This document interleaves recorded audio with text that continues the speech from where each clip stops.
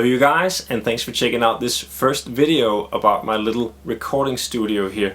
A lot of you folks have been really nice in asking me questions about how I'm recording the guitars in my gear demos. What kind of microphones am I using, mic preamps, how am I setting up the backing track, and stuff like that. And I really appreciate it. Please keep asking. Thanks for asking. Thanks for watching my videos and for supporting. It's really cool. So, in this first video, what I will be talking about is how am I recording the guitar sound that I'm hearing in the room. So we're talking microphones and mic preamps and mic placement, and how do we get the sound from the cab to fit in a track. That's it. So that's the first video. In the next couple of videos I will be talking about the guitars, the pedals, the amps, and so on. So stay tuned.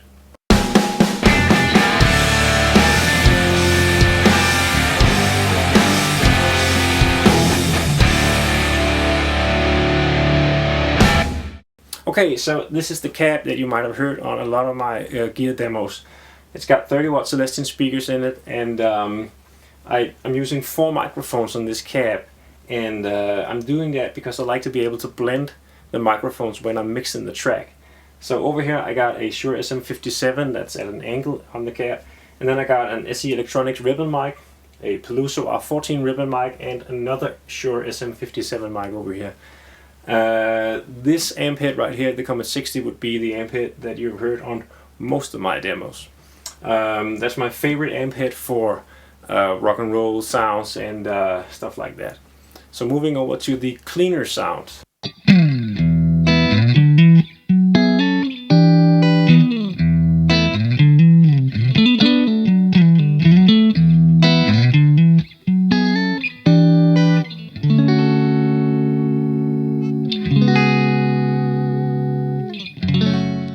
Okay, what you just heard was my basic clean tone coming from my Fender Super Reverb, and I was using this Rabe style guitar.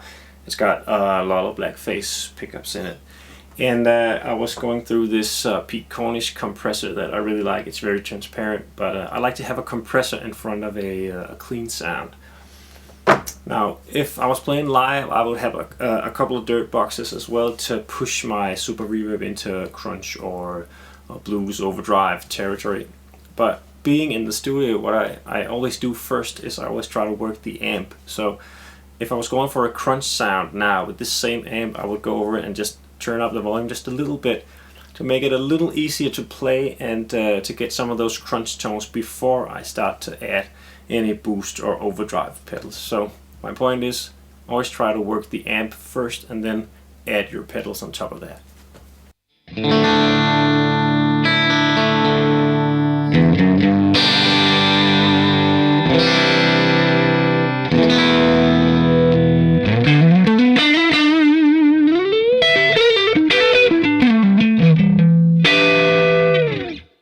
Okay, so now you know that I like to record electric guitar by using more than one microphone. But what if you only have one microphone? Well, not to worry, a lot of great guitar albums were made using just one guitar mic. But what I would do is I would put on a set of headphones like these, and then I would listen to the sound through the microphone, and then I would move the microphone around until I find the sweet spot of the speaker. And for me, it's right where the paper of the speaker meets the center of the speaker. So you get enough top end, but not too much.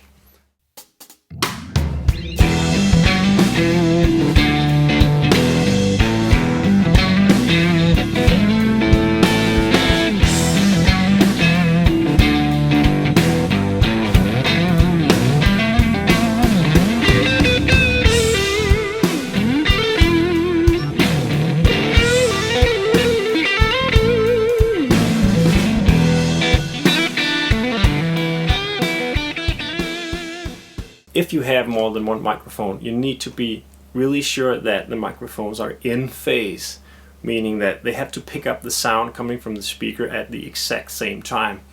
So they have to be at the same distance to the speaker, and you need to pay a lot of attention to lining your microphones up.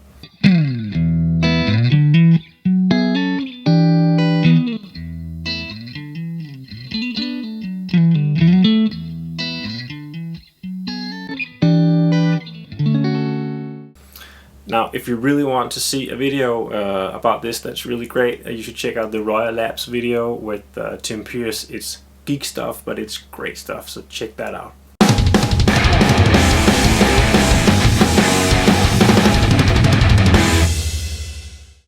Each of the 4 microphones you saw on my Marshall 412 cab is going to its own dedicated preamp.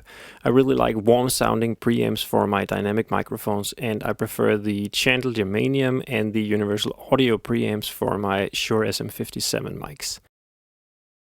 My ribbon mics are going through a Focusrite preamp, and from these preamps I go to the Fireface and from there to the computer.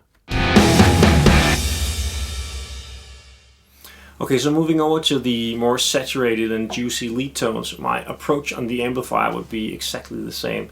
This time I would use maybe a Comet amplifier, and I would set it up crunchy just on the edge of breakup, and then I would push the front end of the amp with an overdrive or a booster or a fuzz pedal. For the first song in this video I was using this Rabeck guitar with DiMaggio anniversary pickups, and I was using this Cornish crunch pedal, the CC1, in front of the amp, and I was using a lot of volume boost and just a bit of overdrive and a nice bit of EQ as well.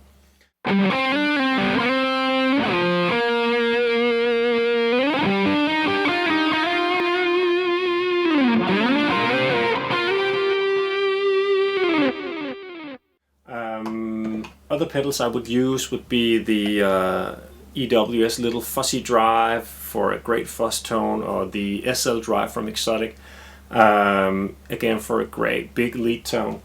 And if I just wanted to push the amp and not have any overdrive, I would use maybe the dual injection by Carl Martin, or this great EP booster by Exotic.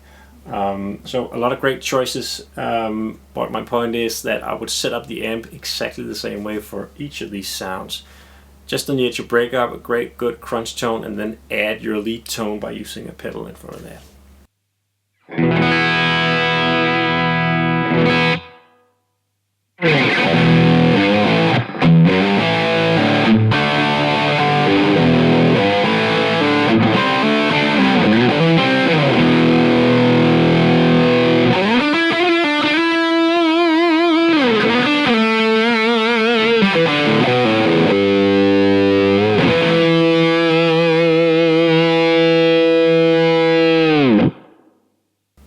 Well folks, that's about it for this video, but stay tuned for my upcoming studio videos about the backing tracks and the amps and the pedals and guitars and all the good stuff.